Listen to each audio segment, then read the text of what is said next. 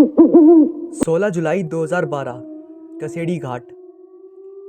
4 दोस्त अनिकेत, साहिल, राजीव और अमित सब हॉलीडे एंजॉय करने के बाद रात में वापस घर लौट रहे थे।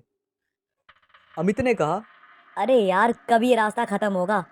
2 घंटे से इसी रास्ते पर भटक रहे हैं। बैठे बैठे कमर में मोच आ गई है। राजीव इतना सुनते ही कहता है, हाँ यार साहिल, तुझे इस रास्ते के बारे में पता भी है या ऐसे ही गाड़ी को भगाया जा रहा है? साहिल कहता है, पता नहीं यार, दिन में तो ये रास्ता जल्दी कट जाता है और ना जाने इस वक्त ऐसा क्यों हो रहा है। और वैसे भी मैं रात में कभी इस रास्ते से सफ़र नहीं किया यार। दिन में 2 से 3 बार यहाँ से गुजर चुका हूँ, लेकिन रात का एक्सपीरियंस तो मुझे भी नहीं है। वो वापस में बात ही कर रहे थे कि तभी उन्हें पीछे से एक ट्रक की तेज हॉर्न सुनाई देती है। वो गाड़ी इनकी गाड़ी को ओवरटेक करने की कोशिश कर रही थी। अमित कहता है, कैसा ड्राइवर है यार, पीकर गाड़ी चला रहा है क्या ये? इतने में उस ट्रक ने उनकी गाड़ी को एक तेज टक्कर दी और लगातार हॉर्न बजाता रहा। अनिकेत कहता है, साहिल साइड दे उसको, वरना ये ऐसा लगता है कि हमें मार ही देगा। साहिल उस ट्रक को साइड दे देता है और वो गाड़ी सीधा आगे निकल जाती है।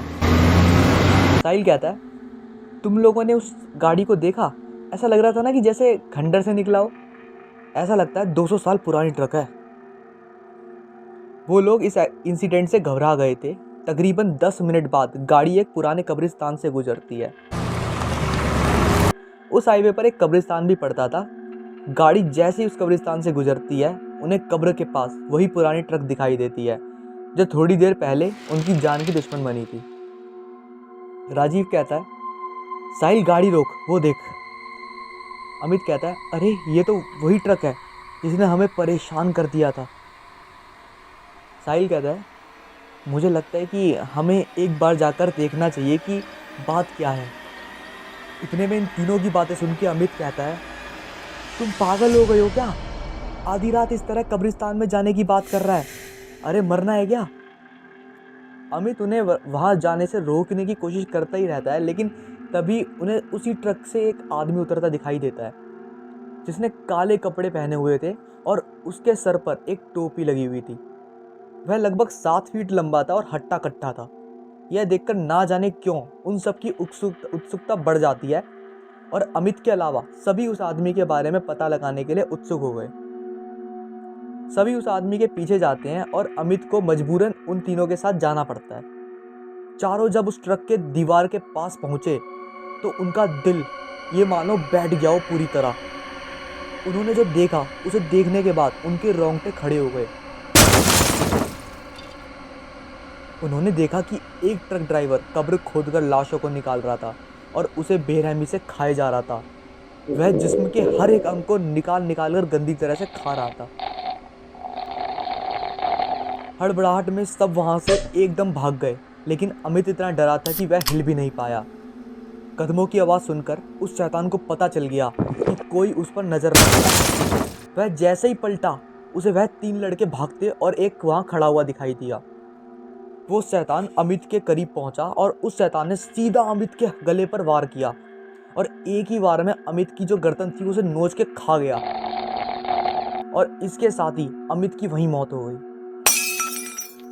यहाँ तीनों तेजी से गाड़ी की तरफ भागने लगे और गाड़ी के पास पहुंचे और जैसे ही वो गाड़ी में बैठ गए, वह शैतान अब तक उनके पास पहुंचा भी नहीं था। मतलब वहीं पर खड़ा था वो और वहीं पर खड़े होकर उन्हें घूर रहा था।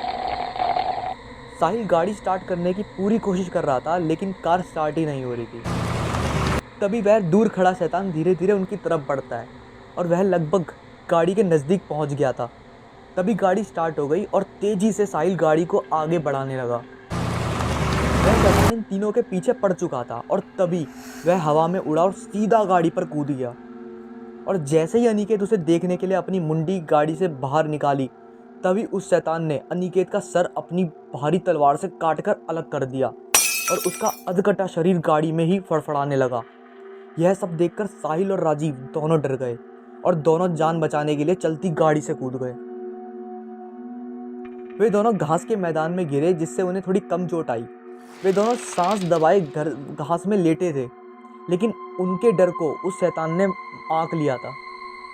और फिर शैतान को राजीव एक कोने में दिखा। तभी वो शैतान अपने लंबे नाखून और धारदार तलवार से राजीव पर वार किया और जिससे उसकी दर्दनाक मौत हुई।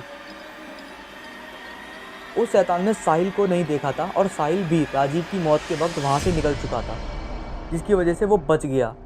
उस रात कसेड़ी घाट हाईवे पर जो भयानक हादसा हुआ था उनके साथ घटा था, जो उससे सभी को ये सीख मिलेगी कि अंधेरी रातों में भूतिया रास्ते से गुजरने का अंजाम क्या हो सकता है, कितना खतरनाक हो सकता है। उन सबको ये पता लग गया था ढंग से।